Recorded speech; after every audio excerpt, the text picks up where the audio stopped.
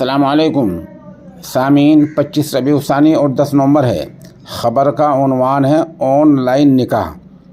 اس عنوان سے اس نامہ نے تقریباً 1 گھنٹہ پہلے ایک ویڈیو اپلوڈ کی تھی۔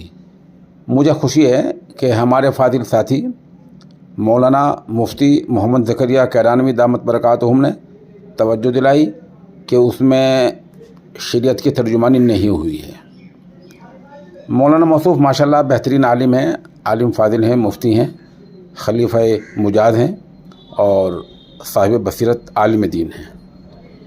انہوں نے مجھے ایک اردو عبارت بھیجی ہے اور ساتھ ساتھ فتاوی شامی اور بدائع الصنع کا حوالہ تحریر کیا ہے۔ ہم پوری بات آپ کو سنا دیتے ہیں، پہلے ہم واقعہ سنا دیں۔ واقعہ ہوا یہ ہے کہ محمد حسان نام کا ایک نوجوان ہندوستان کے ہی ہیں، جرمنی میں رہتے ہیں۔ ادھر مدیحہ نام کی لڑکی یہاں ریاست اتر پردیش کے کانپور میں ہے۔ دونوں کا نکاح 5 نومبر کو طے ہوا تھا۔ ادھر سے انہیں چھٹی نہیں ملی، ادھر سے اس لڑکی کو ویزا نہیں ملا، تو یہ نکاح آن لائن ہوا ہے جہاں قاضی اقبال نے نکاح پڑھایا ہے۔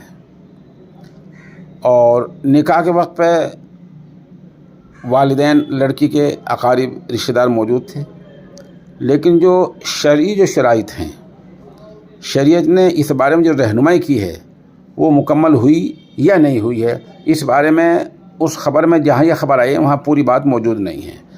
اگر ہماری بات پہنچ جائے تو ہم وہ عبارت پڑھ کر سنائے دیتے ہیں جو ہمارے فاضل ساتھی مولانا محمد زکریا دامت برکاتہم نے ہمیں بھیجی ہے۔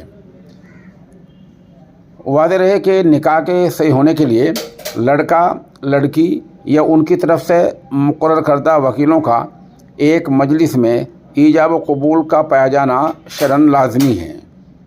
ایجاب و قبول کی مجلس اگر الگ الگ ہو تو ایسی صورت میں شرعاً نکاح منعقد نہیں ہوتا۔ وہ کہتے ہیں البتہ اس کے صحیح ہونے کا ایک طریقہ یہ ہے، یعنی اگر لڑکا لڑکی ایک ہی مجلس میں نہیں ہیں، دور دور ہیں، تو نکاح کے صحیح ہونے کا طریقہ یہ ہے کہ لڑکا کسی معتبر آدمی، مثلاً اپنے والد کو اپنے نکاح کرانے کا وکیل بنا دے، اس پر 2 گواہ بھی قائم کر دے، پھر وہ وکیل